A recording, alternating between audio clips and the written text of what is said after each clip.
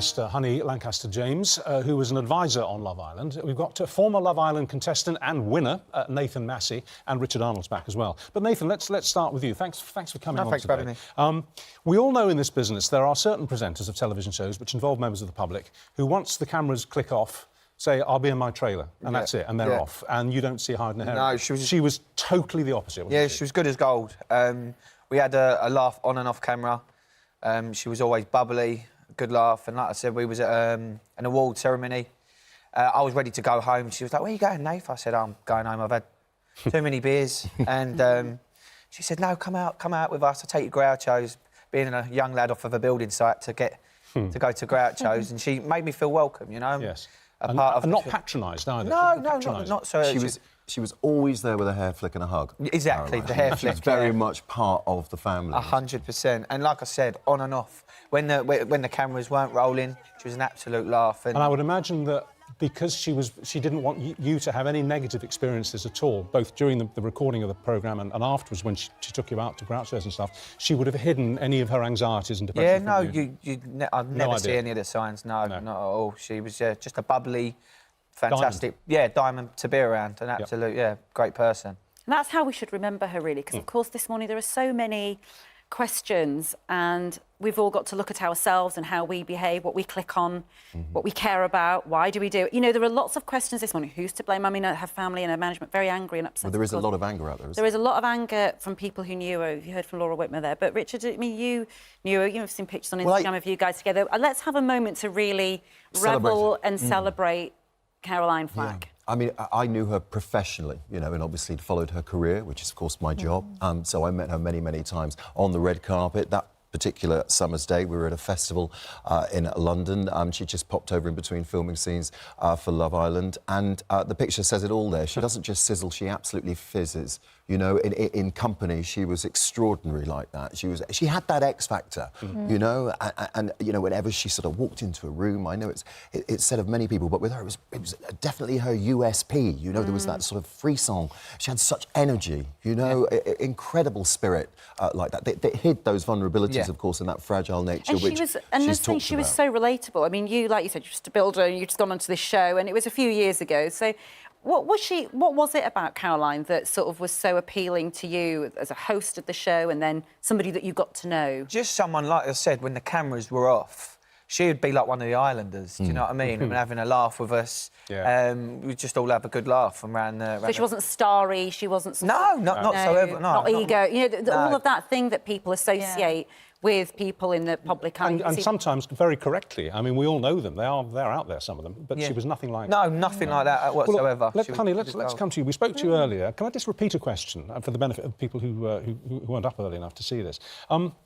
You're a psychologist. If you'd had access to her, and you didn't, because she wasn't doing the show when you were advisor to it, if you'd had access to her in the last few months, do you think you could have stopped this happening? Do you think she could have been protected from the demons that were pursuing her, and specifically the ones on social media and tabloid media? Do you think you could have helped her? It's a very difficult question, because I think whenever someone dies in such tragic circumstances, there is a tendency for us to all sort of think, could I have done something? Is there something that could have made a difference?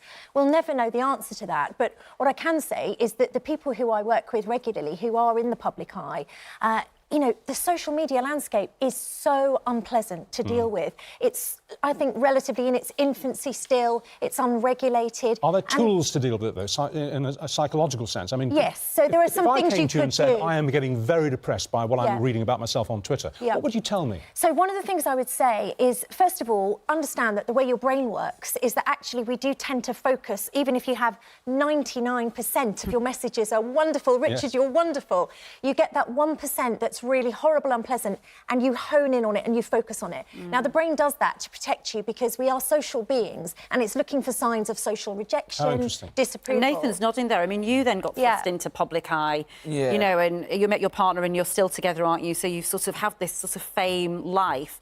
How have you found it? And can you identify with some of what we now understand? And Caroline had talked about it, you know, in the years, her anxieties. She'd said... you know, somebody had asked her how she thought that people most misunderstood her.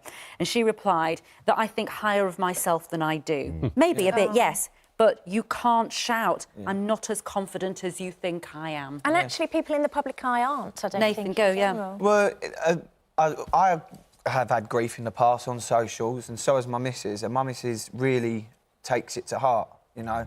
All she has is one bad comment. Is it about the way she looks and think whatever it could be? I've been built up on a building site, so I've been called names. Water off a duck's back. Exactly, but when it's with my wife, she takes it to heart, and I'm there picking up the pieces, and these people that are giving her, telling her she looks like whatever, they don't realise. So, Dawn, just to finish off your answer then. So you would have said to her, your brain, like everybody's, is hardwired to focus on the one negative. So what would you have said next? So that would help you to understand that the impact of it, try not to take that too much to heart. But then the other thing is there are some practical things you can do. So one of the tendencies when we get a really negative comment, like your wife might have done, is that we will tend to sort of sometimes out them on the internet. We might say, look at this horrible comment I got.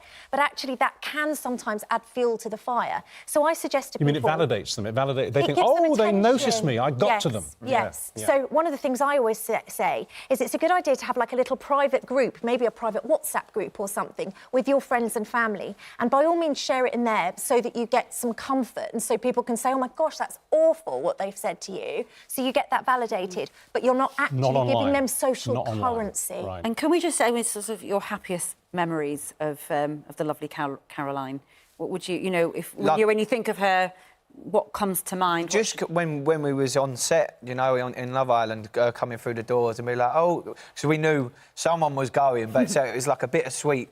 Like, you know, Caroline's here, but someone's going. It was a bittersweet moment. At least they get to go with Caroline. Yeah, exactly. But a wonderful, safe pair of hands. Yeah, exactly. She wore a lovely smile.